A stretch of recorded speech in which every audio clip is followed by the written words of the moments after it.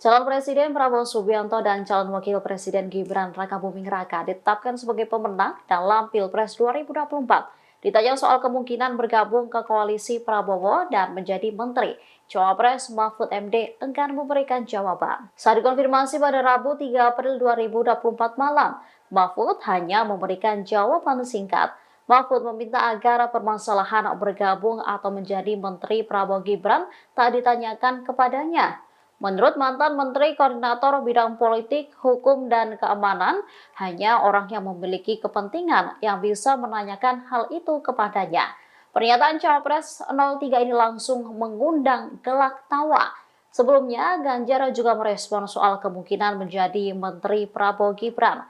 Cawapres 03 itu mengatakan lebih memilih berada di luar pemerintahan dibanding mengisi jabatan Menteri kubu 02.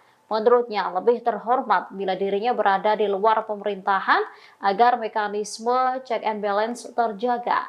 Ganjar juga ingin memperlihatkan jati dirinya yang tidak gila jabatan. Lebih lanjut dikatakannya, tawaran posisi menteri itu lebih baik ditujukan kepada parpol yang berada di koalisi pengusung Prabowo Gibran karena akan lebih fair. Tidak boleh bertanya itu saudara kepada saya. Yang bertanya itu tuh hanya orang yang berkepentingan.